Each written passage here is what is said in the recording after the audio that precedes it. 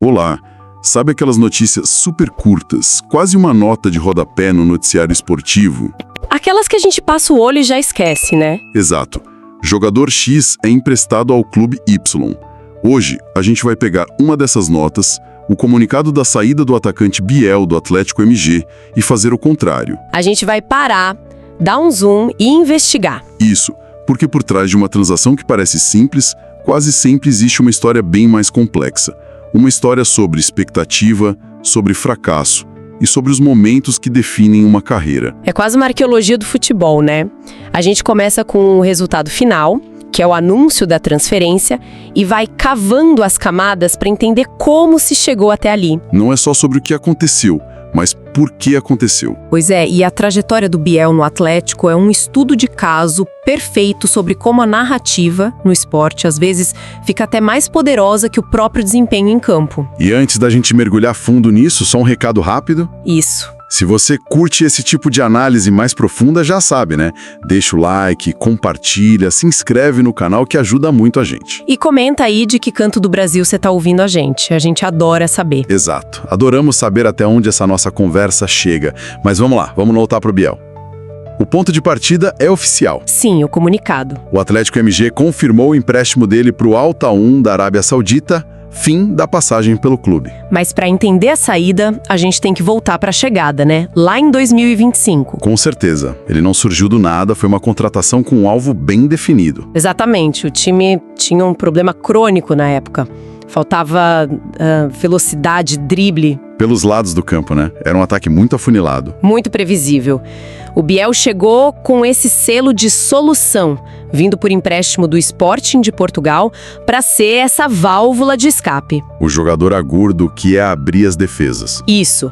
Então a expectativa, vamos ser sinceros, não era pequena. Ele era, em tese, a peça que faria o ataque funcionar de um jeito mais completo. E ele chega por empréstimo. Isso parece só um detalhe burocrático, mas na verdade uma peça-chave para entender a história toda, não é? É fundamental. O que eu acho fascinante aqui, sabe? É a natureza do vínculo. Como assim? Trazer um jogador por empréstimo, com os direitos ainda ligados a um clube europeu, é o que no mundo dos negócios a gente chamaria de uma aposta de baixo risco. Ah, entendi. Baixo risco, mas com uma recompensa potencial bem alta. Perfeito. Para o clube, o investimento financeiro imediato é muito menor do que numa compra em definitivo, claro. Ou seja, se ele joga muito bem, o clube pode ter opção de compra e faz um grande negócio. Se ele não rende o esperado, a porta de saída está sempre destrancada. Faz todo sentido. Precisamente. A estrutura do contrato já é uma rede de segurança.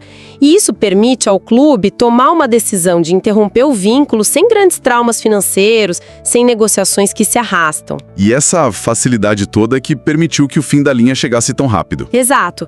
Chegou rápido quando ficou claro que o projeto não ia dar certo. Não tinha um grande ativo financeiro ali para ser protegido, só um acordo para ser encerrado. Certo. Então o acordo era de baixo risco, mas o clube obviamente esperava o retorno técnico. Claro. E aí que a história começa a se complicar de verdade, quando a gente olha para o que ele entregou em campo. Os números são... bem, eles são o que são. Eles contam uma parte muito fria e dura da história.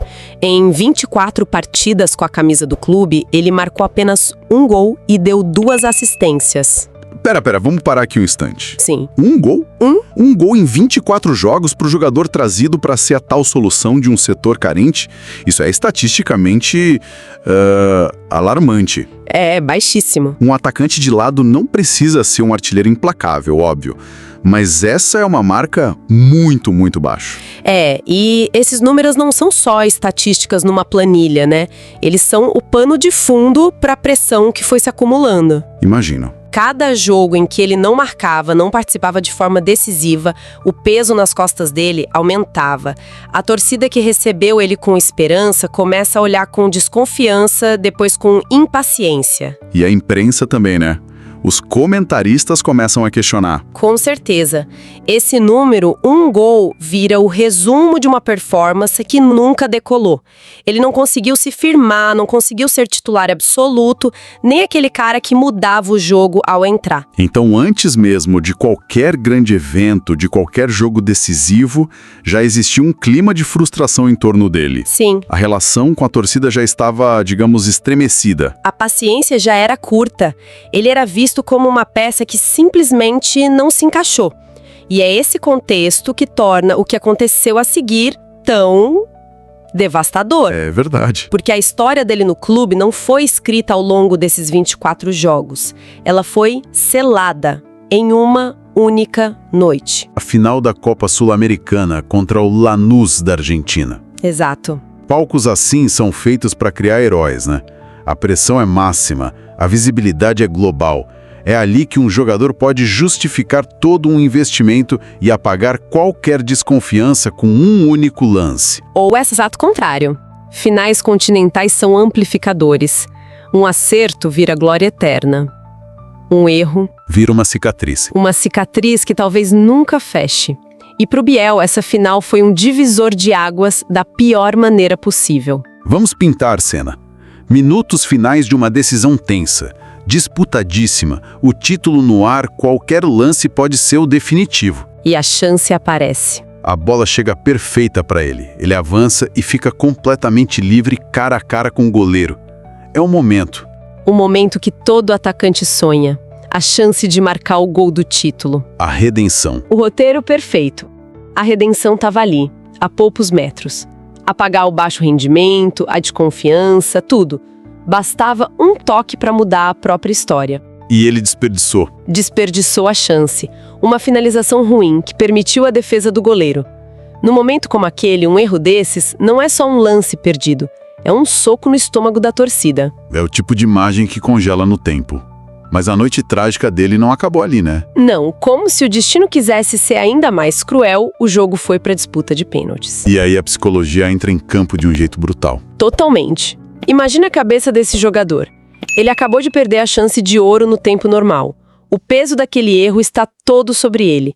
E ainda assim, ele precisa se apresentar para uma das cobranças. A pressão é quase desumana. E para completar o roteiro, ele erra a cobrança. Um erro crucial no tempo normal e outro erro na decisão por pênaltis. No mesmo jogo, na mesma final. É o que a gente pode chamar de um evento que sela uma narrativa. Se antes a relação com a torcida já estava desgastada, como diz o material que a gente viu... Aquele episódio foi o dilúvio. Não foi a gota d'água, foi o dilúvio.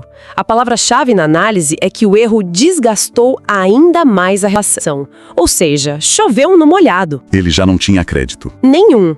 A partir daquele momento, ele deixou de ser o atacante de baixo rendimento para se tornar o jogador que falhou na final. É uma etiqueta, um carimbo quase impossível de remover. Mas é justo que um único jogo defina a passagem inteira de um atleta? Quer dizer, grandes craques perdem pênaltis decisivos? É um ótimo ponto. E a resposta é não, não é justo. Mas o futebol raramente opera no campo da justiça, e sim no da memória, da emoção. Faz sentido. Se um jogador consagrado, com crédito na praça, falha... A torcida lamenta, mas perdoa. O problema do Biel é que ele não tinha esse crédito. Afinal, não foi um ponto fora da curva para ele, então. Para muitos torcedores, foi a confirmação, em escala gigantesca, de tudo que eles já pensavam sobre ele, que não era um jogador decisivo. Aquele erro não criou a narrativa, ele apenas a cimentou de forma definitiva. E as consequências disso no dia a dia do clube são implacáveis, né? Completamente. A prova final de que essa narrativa se tornou a verdade absoluta dentro do clube é um dado bem objetivo. Na temporada seguinte, a de 2026, ele simplesmente não entrou mais em campo. 0 partidas. 0 minutos. Ele virou um fantasma no elenco, fisicamente presente nos treinos, mas completamente ausente dos planos do treinador. O recado era claro, claríssimo. Quando uma temporada começa e um jogador saudável não é utilizado nem por 1 minuto, o recado é: ele não faz mais parte do projeto. O clube já estava só esperando uma janela para oficializar. Exato. Esperando a primeira janela de transferências para formalizar uma saída que, na prática, já tinha acontecido há meses. Talvez no exato instante em que a bola daquele pênalti foi para fora. Então esse anúncio do empréstimo para a Arábia Saudita foi só certidão de óbito de uma relação que já tinha acabado naquela final. Nenhuma surpresa para quem acompanhava de perto. Nenhuma. Foi a formalização do inevitável. E por isso o caso dele é tão emblemático. Não foi só a falta de gols que selou o destino dele. Foi uma combinação de fatores. Uma combinação tóxica de expectativa alta, rendimento baixo e uma falha catastrófica no momento de maior pressão possível. Uma tempestade perfeita que definiu a passagem dele. Então, o que tudo isso significa no final das contas? A gente começou com um comunicado burocrático, uma nota de transferência, e chegamos a uma história sobre como a psicologia e a pressão podem esmagar um atleta. Exato. A passagem de Biel pelo Atlético Minas é a crônica de uma aposta que não se pagou, imortalizada por um fracasso num momento que pedia um herói. E isso ilustra perfeitamente uma verdade do esporte de alto rendimento. A narrativa muitas vezes supera a estatística. É verdade. O que fica na memória, né? É o que fica. Um jogador pode ter números medianos durante meses, mas o que fica gravado na memória coletiva, o que define o legado dele, são os momentos simbólicos. O futebol é feito de emoção, de memória, de histórias. E o Biel, infelizmente para ele, virou protagonista de uma história de fracasso no momento mais importante. Exatamente. E isso tudo levanta uma questão importante para a gente pensar. O que de fato constrói a identidade de um atleta em um clube? É a consistência do dia a dia? A média das atuações em jogos comuns? A soma do trabalho ao longo de uma temporada inteira? Ou será que a história é forjada só no fogo dos momentos decisivos?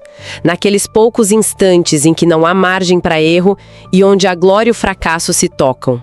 A jornada de um jogador é escrita na prosa do campeonato de pontos corridos ou no verso épico de uma final. Fica aí a reflexão.